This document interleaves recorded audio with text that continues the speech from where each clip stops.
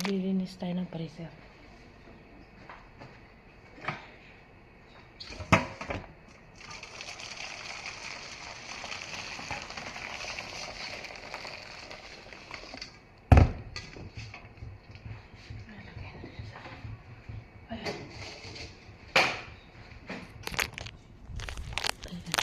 Mainit na tubig para mabilis siya ma-defrost.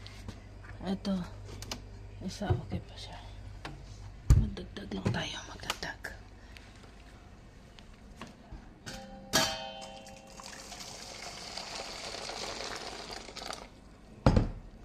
Ayan. Ayan, ganyan maglinis, madaling maglinis ng freezer. Gusto nyo madalian. At hindi rin pinapatay. Ayan. Ayan. Kapal na kasi. Ayan. Ayan, dami kong lalagay na na meat. Kaya kailangan ayusin. Diba?